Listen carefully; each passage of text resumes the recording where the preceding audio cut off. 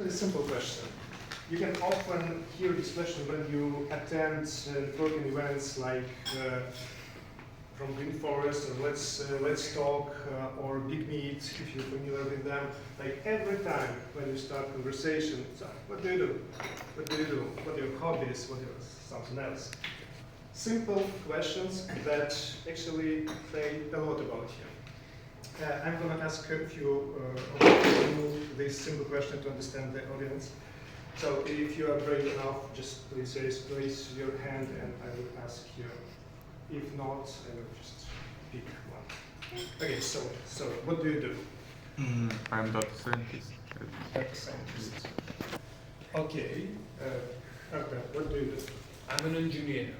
Engineer. Okay, Roman, what do you do? I'm entrepreneur. I'm entrepreneur.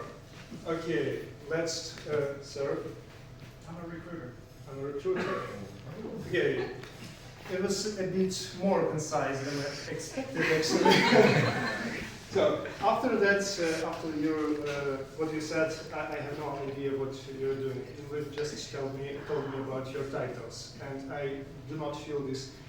I don't have this feeling, to tell me more, because this is just the titles. But I'm gonna share with you the story about this question, what do you do? And actually it was the most famous, most legendary failure about that question in Silicon Valley. Just imagine 2001 year, California, Cupertino, Apple headquarters, and there is Steve Jobs. All know about Steve Jobs, yeah? It's not the same person. It's a good one, but not the same one. They have a special method to evaluate his employees, and this was about that.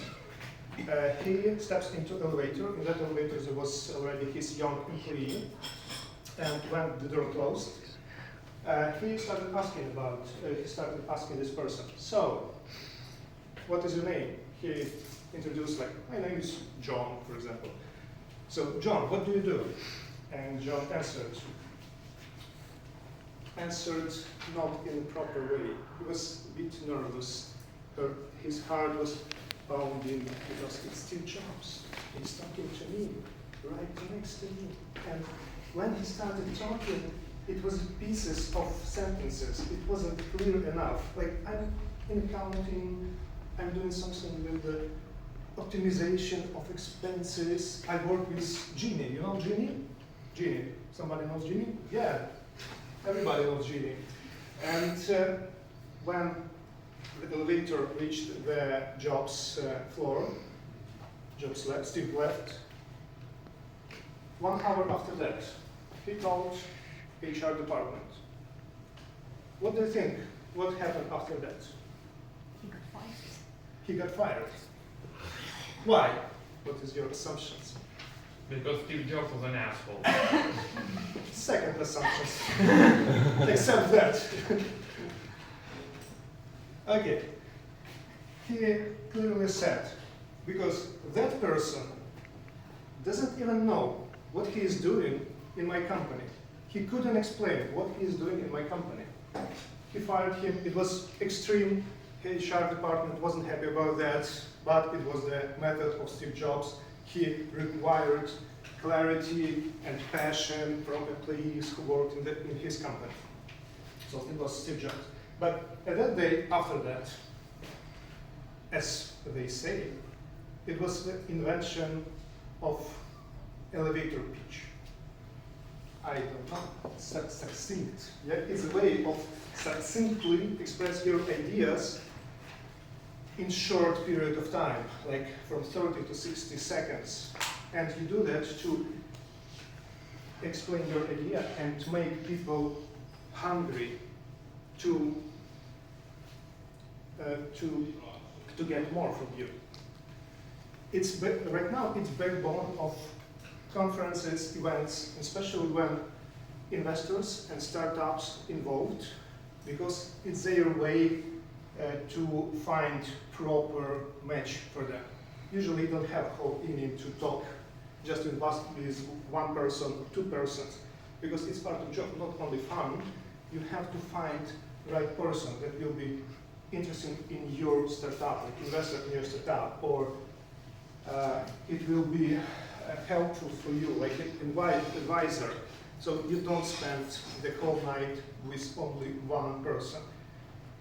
You give elevator pitch, you receive elevator pitch from the other person.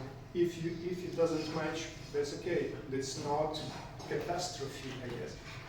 You can go, you can move on to another one, because it's your part of the job.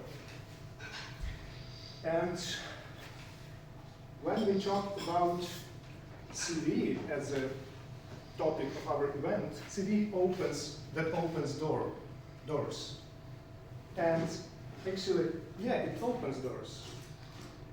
But that's only doors. After that, you have to perform. You have to be confident and succinct in what you're talking about. You have to be confident in your stuff. All of you know that there are a lot of stages of interviews, like 3, 5, how many right now? 5. I have heard about 12.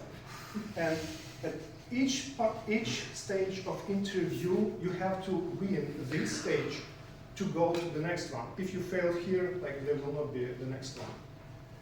And the way you answer questions, even it's specific to your industry position or field you work where you work, or it's the simplest one. For example, what do you do? What you did on your last job? Or what about your hobbies? What about, I don't know, do you have pets? What your attitude to pets, like that? Like the way you answer these questions determine whether or not you will be on the next stage. And our goal is not to learn how to answer these questions, like learn by heart, but to learn how to be confident in answering such questions, how to know about yourself, what actually your hobbies are, what actually did you do at the last job, what actually your thoughts about having pets or not. Because the way you answer that determines your success. So next time, if I ask you, what do you do? Please not to be so concise. Add some more interesting facts about you, because it will determine your success. Thank you.